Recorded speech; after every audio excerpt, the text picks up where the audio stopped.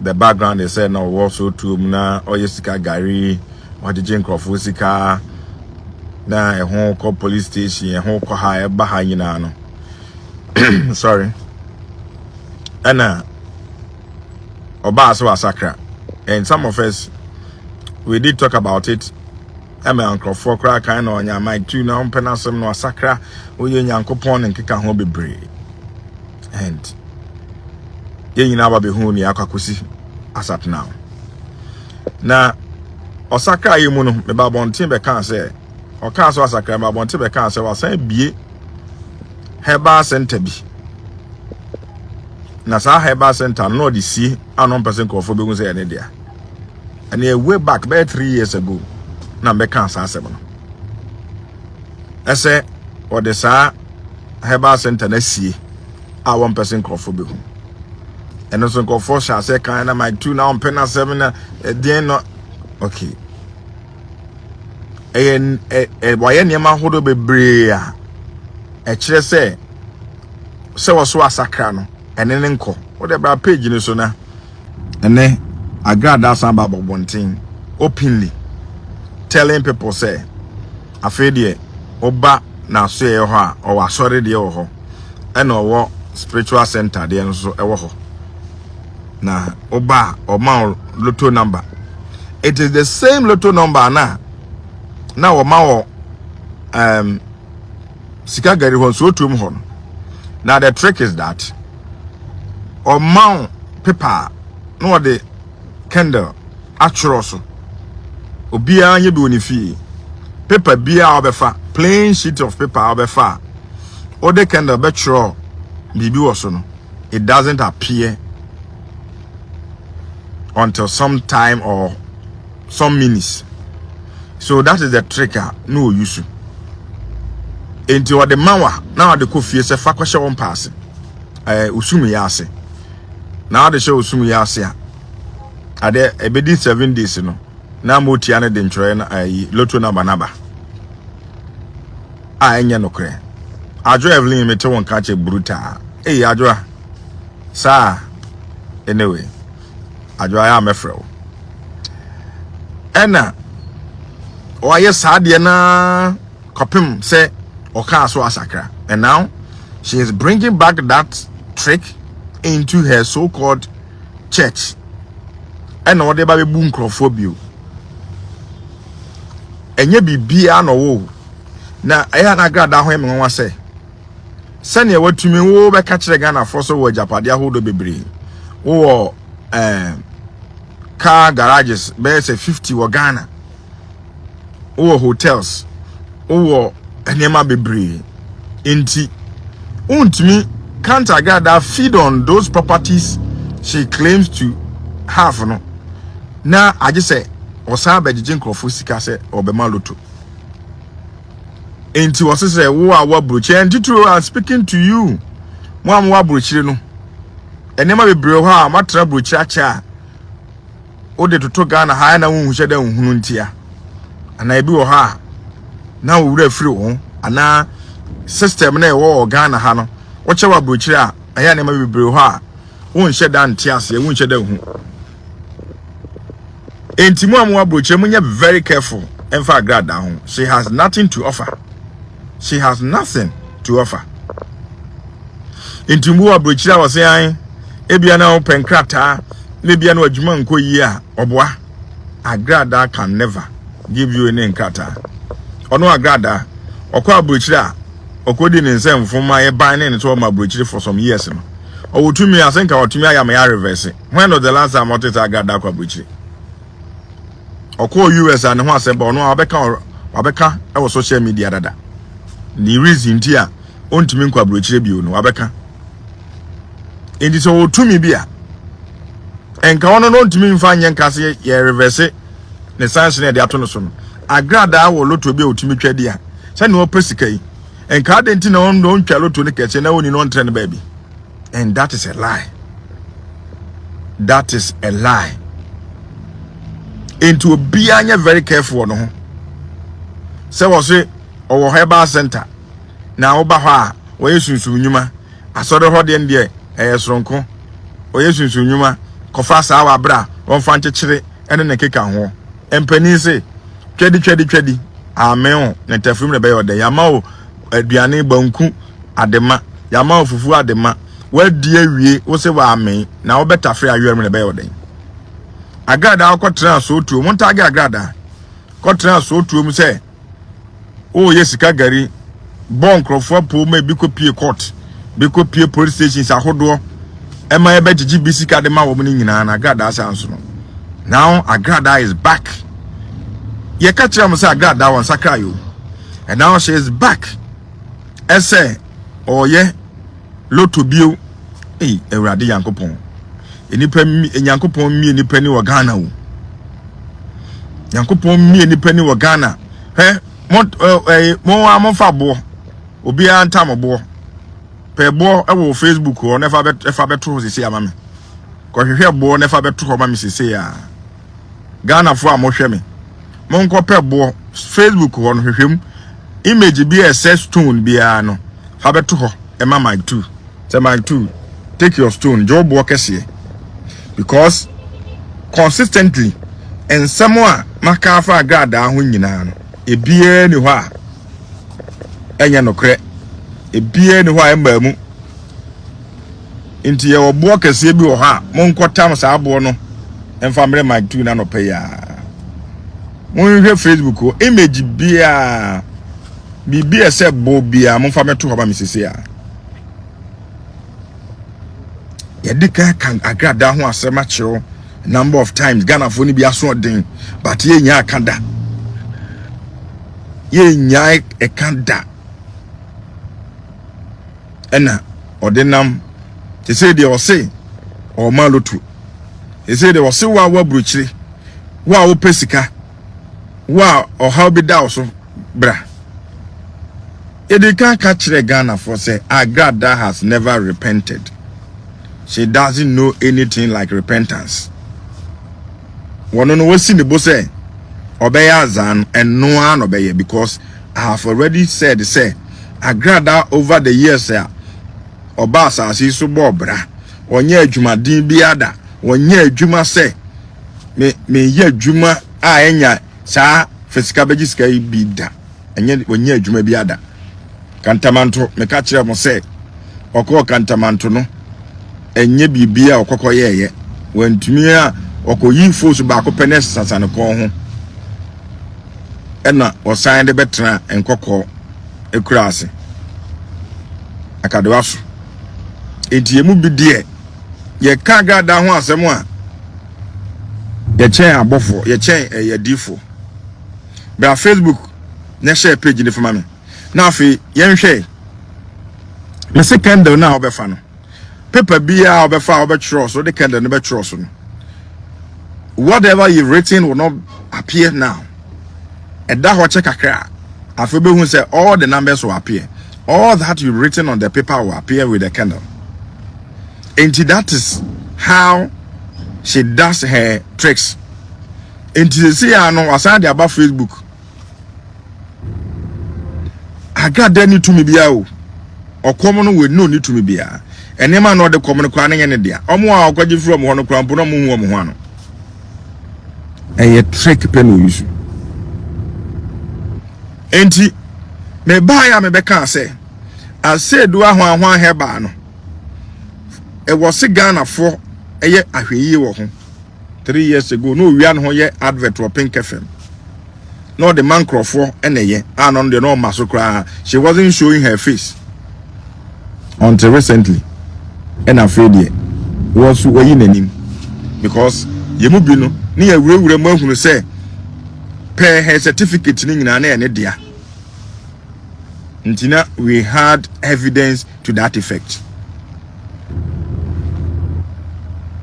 We had evidence to that effect say nasa herbal center no ene dia enti no odbo pa na spiritual hwan spiritual herbal center oboa oni anything about would need spiritual insight bia. She doesn't have any spiritual insight.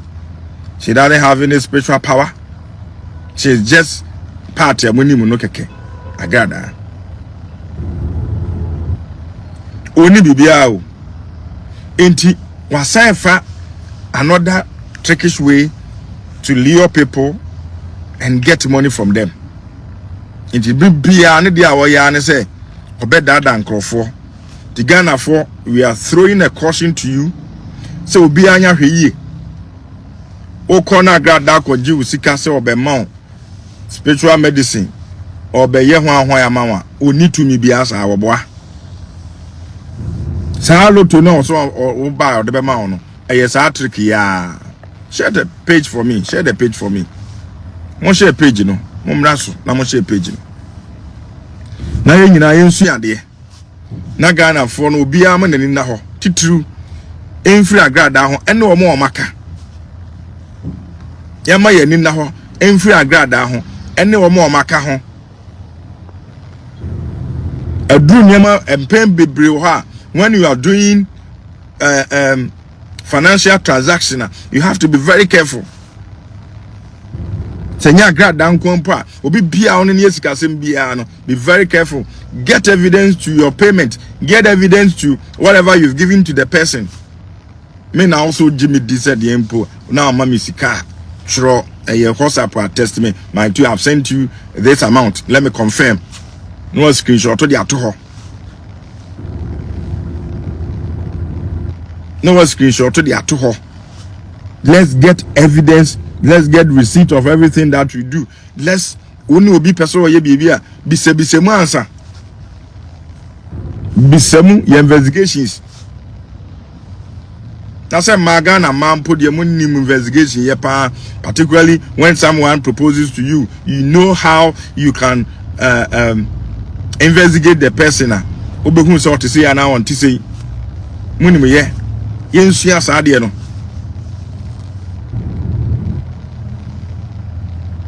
Nyaku TV was say they listen. Oka mag 2 and yabra okay. Ghana for mo betie mpo no. Nyaku TV Asem na no aka no. Betie mpo no. But the father said wo muntie no say ye kan no tum. Ye nkoso anka. Entinei Agradaa ba wo chire wokofa ahoma kokko no or sesa no de chichiri bibi or semi we obetimi ayi oboa wo ni hwe oboa oni hwe sorry oni hwe she has nothing to offer that kind of say what tricking Crawford no eno nko an oni mu a person odi bu Crawford Ghana intimo a mo nim say Agradaa saade sika gari ni biyo eba no we ye church sika gari o asori sika gari no de aba no enti oba was a consultation no be to 300 Ghana cedis. What are you consulting or what are you giving through your consultation? Agradaa ni hwe to bia ma nani na ho me se wo kofa bo afa beto ho ma me image bia se bo bia afa beto ho ma me se my to bo nie take your stone. This matter you talk from the one, but people would not listen. Asebo. Na enti se nyina nye careful amfa ya ni ansi ye na ansi from ama ye ni anaho yi a Agradaa besan tu ye ncheche ye ma Ghana fo ne hu se Agradaa ni bibia wo de ma Ghana fo na nya bibi ne yenka enya asem pa na Ghana ha ensem bi wo ha ne ka eye kana na ya wasenya tumi krata ya manu tumi krata se wonko bie heba hospital okwa fa so ye ni nro obetra konfufie na nro bie ni ho fa ye yeso wonko bie heba hospital ne san fa spiritual san ka ho spiritual ben Agradaa wo how spiritual are you okotra konfufie wanya tumi oba nyankopon fie woni nyankopon tumi. How spiritual are you? How spiritual is Agradaa? Your man kwan e man ko bie heba center esa this spiritual asa ho no betra radio TV so any social media so e be kire ache bone e bu nkrofo fasika bra na ye ma loto number ne di na wa Agradaa se ne wo pesika yi wo number bi etimi twa sika One number be to me obi this car. And how the mobi. Kaswa Van Dam. Or say comfort Bessa. If you come out Roses. Okay. Or my fans were.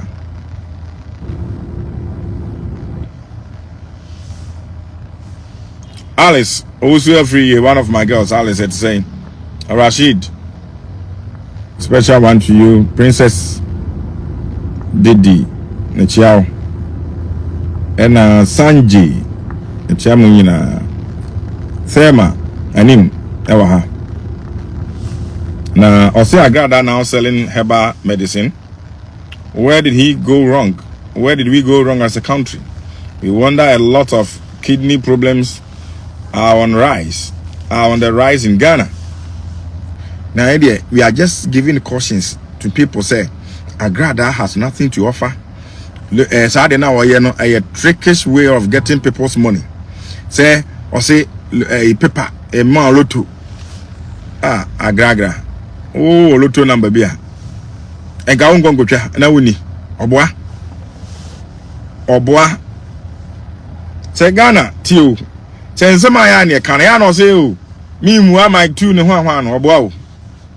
So also mua me no oni bibia obeka na bibia no ameka fa Agradaa ho a eye ntro.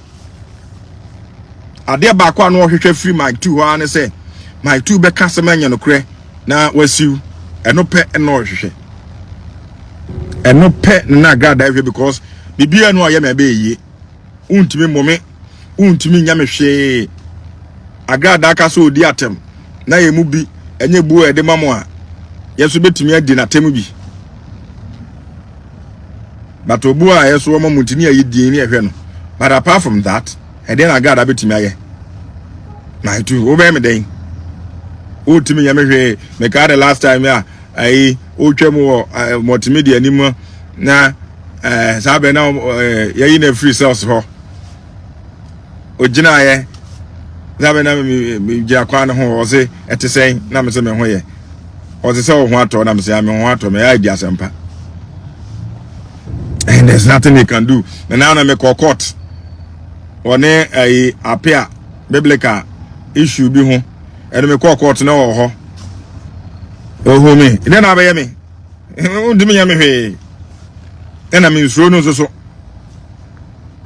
that is me say me cancel na no kra me obie no ha obetima ayo bibia sem bia wo kan ye no kra already so obie ntimi nyohwe and that is her fear say me ntimi ka asem ntia ano a obetimi de makokot eno pe no ohwe I'll say she report you to the police you Mike too. She has already reported Reality TV. Now opening me mind and report me to the police. I haven't done anything criminal to her. So if it's about defamation, so court. Me will report to my police. Yeah, I am waiting for that day. Can go on the bed dekeke. Enuntinu meka nyina ne say I was so bia me ne da ho e wa Agradaa ho montage no na minimi so wo hu montage no I personally I don't want to tag her say me no ono obehu ti mo anka sam betimi tag no mon share video no say me say me be ka sa asem we say wa bi herbal center nkofo bebire say me boa and then right after say also asakra no and na sa herbal center no epie I da say no was you know ambition no ho dada o say na di I don't know and na yehu ya na imagine ye be kan Ghana for so my two umpe Agradaa asem boa and no one ankasa. And sometimes she does it in a way say as will be the no ye the registration of the hospital herbal center no no need also I know the registration of that hospital herbal center no no part di na also the company name. Enti yebeka asase we amose yeboa no. Afi de obi nyina ye netua ono ankasa ba na o ka ho asem. Miss P, I say I like the way you hit on Agradaa. What I share page in my mon share page no. Say ne ka no say ene na wususu say enya de e be bo mpa be bo obi dachi. E was so be very careful. Medi kan ka say sa carefulness na ye ka ho asem no. It's not just about say Agradaa anko a. Onipa bia on be say bia be very careful, extra careful. Don't put so much trust in people. Ojini di said the empokra do things such as say you have some evidence base about what you are doing with the person, your dealings, your transactions, everything. Enti en sorry keke mfesika ma obi. Uni unipa no en sorry keke udi sika kra ma obi a. Onko na ode ma no a mane ma receipt, mane ma evidence, unu obi nko ne tuaka. Me da bia me kan se obetumi abu mi o fine. But many evidence e chese ampa me tua sika ne ma ho. Many evidence e chese me say ampa me de bre wo ha. Many evidence e chese me ni asomasi na baaye. Don't always look foolish. Don't always be look foolish you because e ba ne sa pa na kas no ya se be jimifo. Onyimi you but the act no. Let's all be careful. And particularly on Agradaa, because sa heba na washase no eya komuna mu waka chem so beko back, and this is the process of how she wants to go back to the sikagari no enu ani obi be se sikagari promise enu anu washase no we asori sikagari now also a lot of businesses, a lot of properties. How do you know our properties on their businesses cannot feed you? I just saw Kwajin Kofusika. A draw ben our God, our also Kwajin Kofusika say, Obama or Madru, or Yaria, Obasani Yari. And then I got our Heba training Ben Wako. And I was a penny for sorry because Heba training Ben Wako, of course. Obet may be a hospital. Yet he has also bet may be a hospital. Cry a beer. No on your doctor or facilities, and we pen crop for no juma. I have no problem with that. But we no know only who no sorry baby no be cancer Asem so war. Ya.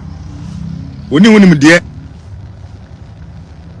Or work on fulfill no on tear drumpo. Agradaa ne onim se me kote nyenya. Me kote champon me kote ewura bi kura ka say we betimi amoa ye say oni bi oni sade no maka dada maka makoso ameka say oni sade ne da enti eye kwan foforo so a wode bu nkrofo